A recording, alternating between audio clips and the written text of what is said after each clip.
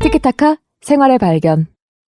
바쁘디 바쁜 현대사회 10분간의 쓸모있는 수다. 스브스 프리미엄 팟캐스트 티키타카입니다. 저는 선희 기자고요. 오늘은 덕형 기자 나와 있습니다. 안녕하세요. 안녕하세요. 자, 일상생활 속에 쓸모있는 정보를 쏙쏙 골라서 전해드리고 있습니다. 생활의 발견 시간인데요. 자, 오늘은 어떤 주제로 이야기 나눠볼까요? 네, 오랜만에 코인, 가상화폐 소식 다시 들고 왔습니다. 오, 전문성이 있으시잖아요. 다만 여전히 좋은 이야기는 아닌데요. 네, 2달 전에 대규모 가상화폐 운용사가 고객들이 넣은 돈에 대해서 출금을 긴급하게 정지했습니다. 근데 그게 지금까지도 이어지면서 피해자들의 고통이 더 커지고 있는데요.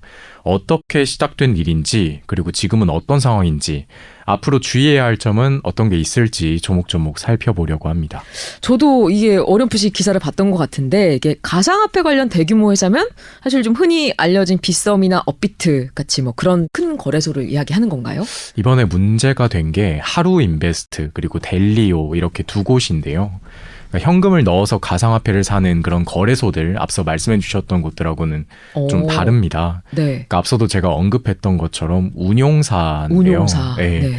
고객들이 갖고 있는 가상화폐를 이 회사들이 받아서 이걸로 투자를 하고 거기서 나오는 수익을 배분해주는 그런 시스템인 거죠. 그러니까 제도권 금융에서의 운용사 개념하고 사실상 같습니다. 그러니까 좀 더 큰 범위에선 CFI라고 불리는데 지난번에 김남국 의원 가상화폐 투자 관련해서 다뤘을 때 김 의원이 투자했다는 그런 업체들이 큰 틀에서 같은 부류인 겁니다. 네. 근데 아까 그 대규모 업체라고 일단 설명을 했는데 이렇게 갑작스럽게 무너진 이유는 뭐예요? 이 가상화폐 예치 운용 서비스 분야에서 1위가 델리오, 2위가 하루였어요. 1, 2 업체네요. 네, 그러니까 그만큼 규모가 큰 업체들이었는데 그러니까 둘 다 연 10%대 이자 지급을 내걸면서 대대적으로 상품 홍보를 했고 누적 거래액이 조 단위일 정도로 많은 고객들이 이용을 했었거든요. 일단 먼저 무너진 거는 하루인베스트입니다. 그러니까 하루가 고객들 자산을 맡겼던 위탁 운영업체가 있어요. BNS 홀딩스라고. 근데 여기가 허위로 잔고를 보고한 사실이 확인이 된 거예요. 그러니까 즉 수익을 내서 그 이자를 고객들한테 줘야 되는데 손실이 난 거고 돌려줄 자금 자체 문제가 생긴 셈인 거죠. 하루가 위기를 맞이를 하면서 하루에 또 자산을 맡겼던 게 델리오란 말이에요. 그러니까 연쇄적으로 흔들리게 된 겁니다. 2달하고 지금 2주가 더 지났는데 여전히 지금 이 사태는 이어지고 있는 건가요? 네, 자산이 강제로 묶여버린 거니까 이 투자자들이 피해자들이 된 거죠. 델리오와 하루를 상대로 고소장을 제출을 했고요. 회생 절차가 진행 중입니다. 그러니까 법원은 두 회사 모두의 보전 처분 그리고 포괄적 금지 명령을 내렸는데요. 쉽게 말하면 이 회사들이 갖고 있는 자산에 대해서 전방위적인 동결 조치가 이루어진 거고요. 다만 이 뱅크런을 피하려면 일단 회사 서비스도 안정이 돼야 되고 피해자들에게 돌아갈 자금 자체도 안정적으로 마련이 돼야 되는데 1, 2위 업체가 무너지다 보니까 뭐 신뢰 자체가 사실 사라진 거잖아요. 그게 쉽지 않은 상황이고요. 특별한 해답 없이 지지부진한 시간만 흘러가고 있는 그런 상황입니다. 그럼 이 피해자분들이 특히 지적하는 부분이 뭐 있는 건가요? 가장 지적이 많이 나오는 게 업계 폐쇄성이거든요. 그러니까 내 자산을 맡긴 거잖아요. 근데 피해액이 얼마나 되는지 그리고 손실률이 얼마나 될 것 같은지조차도 계속 공개를 미뤄왔어요. 그나마 델리오가 며칠 전에 2달하고 2주 만에 추정치를 내놓긴 했는데 이것조차도 사실 회생 절차 신문을 의식한 행동 아니냐 이런 의심이 퍼져나와서 얼마나 신뢰성이 있는 데이터일지 알 수가 없는 상황이고요.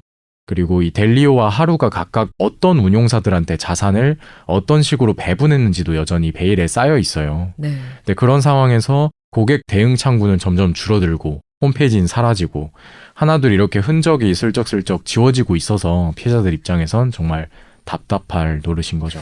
사실 이런 게 제도권 금융에서는 뭐 있을 수도 없는 일인데 이게 어떻게 이런 일이 벌어질 수 있는 거예요? 그러니까 이게 그 가상화폐가 계속 제도권 안으로 편입되고 있기는 한데 여전히 사각지대가 많다는 반증이기도 한 거죠.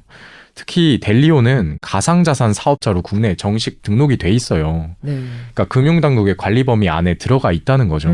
근데 왜 이런 문제를 사전에 막지 못했을까? 좀 더 따져보면 답이 나오는데 가상화폐 예치와 대출 사업자는 특근법상 신고 업무에 해당하지 않는다라고 정해져 있어요. 그러니까 그래서 델리오는 보관 관리업으로 이렇게 회피해서 신고를 한 거고 사실 고객들의 가상화폐 자산을 받아서 굴리고 있으니까. 네네. 근데 그 주요 기능은 관리 범위에서 빠져 있었던 거죠. 네. 근데 고객들 입장에서는 국내에 정식 등록돼 있다는 설명이 사실 안전을 보장해주는 일종의 보증수표 역할을 했던 거니까 그렇겠네요. 네, 더 분통이 터지는 그런 상황인 거고요. 그 하루인베스트 같은 경우에는 국내 회사를 모기업으로 두고 있긴 한데 네. 싱가포르에 거점을 두고 있어서 애초에 국내 관리 규제를 피했습니다. 벌써 일이 벌어져서 소잃고 이거 외양간 고치는 그런 모양새긴 하지만 그래도 제도를 다시 촘촘히 정비할 필요가 있어 보이네요. 그렇죠. 가상자산 사업자로 신고할 수 있는 종류 자체가 일단 다양해져서 하루나 델리오 같은 업체들도 범위 안에 들어올 수 있게 만들어야 되고요. 이 업체들의 주요 서비스를 예치라고 표현을 하지만 네. 뭐 앞서 계속 말씀드린 것처럼 자금 굴려서 수익 만들어주는 뭐 거래 대행이나 마찬가지잖아요. 그쵸. 그러니까 당연히 금융당국의 범위 안에 들어와야 되고 부실 우려 같은 문제점을 미리 잡을 수 있는 그런 기회가 마련이 돼야 됩니다. 자, 이거 듣고 계시는 분들 중에서 가상화폐 투자를 하고 있거나 또 투자해볼까 하시는 분들도 있으실 텐데 운용사 투자에 대해서는 좀 어떻게 봐야 될까요? 사실 이게 제일 중요하죠. 오늘 제일 중요한 내용인데 네. 이 가상화폐 예치 업계 쪽의 문제는 사실 이번이 처음이 아니에요. 지난해에도 이미 문제가 됐었는데 그때는 이제 거래소 중에 코팍스라는 곳이 있는데 네. 여기서 예치 상품을 내놨다가 출금 지연되면서 피해가 계속 누적됐었거든요. 네. 근데 당시에도 폐쇄성 측면에서의 문제는 거의 똑같았어요. 지금도 마찬가지고요. 네. 지금도 당장 인터넷에 그냥 검색하면 수많은 업체들이 나올 텐데 아마 수익률만 강조하고 있을 겁니다. 몇 네. 퍼센트 수익 볼 수 있다. 정작 어떤 운용사에 내 자산을 맡기는 건지, 어떤 업체랑 협력을 하고 있는지, 네. 그리고 리스크 대비는 어떻게 하고 있는지 이런 안내는 없을 거예요. 네. 뭐 사실 운용 측면에서 보면 그것도 최소한의 정보인데 그렇죠. 그것조차 없다고 하면 과연 이게 합리적인 투자 선택일지 의구심을 당연히 가져봐야 되겠죠. 네. 한 10월, 11월쯤에 금융위에서 이 가상자산 사업자 회계 처리에 대해서 뭐 감독 지침을 제청한다고 해요. 네. 근데 공개된 바로는 뭐 여전히 부족한 것들이 좀 많이 보이기는 하지만 뭐 여기서 재무제표나 이런 정보들이 좀 나올 수 있는 측면이 있어서 네. 그런 것들을 투자하시기 전에 좀 활용하시는 것도 필요할 것 같고요. 네. 높은 수익률에 현혹될 수는 있지만 너무 빠져들면 위험할 수 있다는 기본 원칙도 늘 지켜나가시는 게 무엇보다 중요합니다. 네, 기본 원칙이 제일 중요하죠. 자, 오늘도 가상화폐 출금 정지 사태와 위험성에 대해서 이야기 나눠봤는데요. 여기까지 들어주신 여러분 소중한 10분 투자해주셔서 감사합니다. 바쁘디 바쁜 현대사회 10분간의 쓸모있는 수다. 오늘 티키타카 여기까지입니다. 다음 시간에도 쓸모있는 정보 가지고 올게요. 다음에 또 만나요. 감사합니다.